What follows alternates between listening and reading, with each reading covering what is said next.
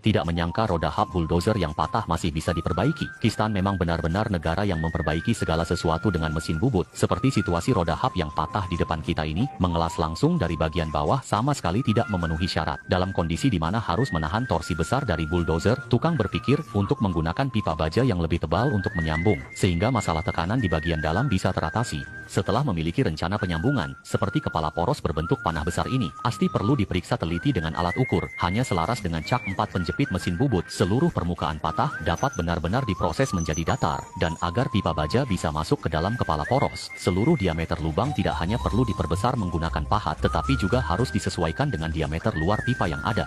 Buat ruang untuk pipa baja, jaga diameter lubang poros. Lir penting untuk kekuatan. Pipa harus presisi, hilangkan karat, cegah celah, namun hanya mengandalkan permukaan kontak pas sama sekali tidak cukup agar bagian dalam juga mencapai kekuatan pengelasan. Dinding dalam diperbesar harus diproses dengan ulir dalam. Meskipun pengelasan terakhir hanya bisa dilakukan di bagian sambungan, ulir terpasang dapat secara signifikan meningkatkan kekuatan. Inilah keunggulan dari penyambungan ulir. Namun, mengingat pipa baja harus memenuhi standar sangat presisi, tukang juga perlu mempertimbangkan diameter dalam kepala poros yang ada.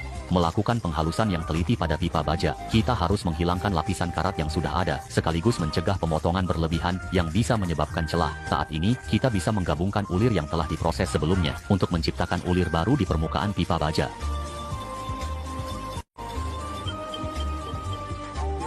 Namun setelah memiliki ulir dengan lebar yang sama, untuk mencegah adanya kesalahan antara keduanya, sang master harus memeriksa kelayakan penyambungan pipa baja, hanya jika pipa baja dan kepala poros dapat terkunci seluruhnya. Ini membuktikan bahwa sambungan pipa baja tersebut memenuhi syarat. Selanjutnya, pipa baja yang sudah dipesan harus ditarik kembali, untuk memastikan ujung roda gigi yang putus dapat disambung dengan benang. Dan setelah 2 putaran sebelumnya, ulir dengan langkah yang sama sekali tidak ada kesulitan, dan seluruh proses berjalan sangat lancar. Ini adalah kemampuan memori unik dari seorang tukang las tingkat 8, tetapi karena pipa baja masih perlu disambungkan dengan ulir di ujung gear, sang master harus mengunci penjepit mesin bubut di bagian belakang gear, sehingga memudahkan pengukuran dengan alat pengukur. Karena semakin besar diameter luar, semakin mudah terjadi kesalahan. Pemrosesan di ujung gear sama dengan di ujung pipa. Selama data diameter dalam tidak ada kesalahan, nyambungan 3 bagian ini dapat mengembalikan roda ini. Setelah pemrosesan tanpa tekanan dari sang master, ujung poros kini dapat diputar dan disambungkan. Meskipun seluruh perbaikan kali ini bergantung pada ulir, ini adalah satu-satunya cara yang mempertimbangkan kekuatan dan panjang asli.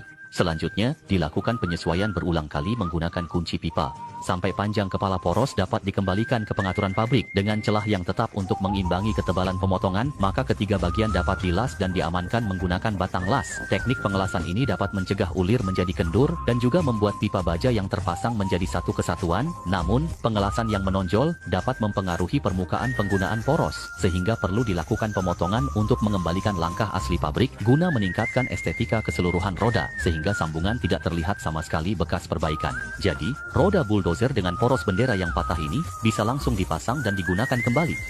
Diameter dalam kepala poros tidak hanya tidak menyusut, bahkan kekuatan roda juga meningkat. Hasil perbaikan seperti ini memang sulit dipercaya,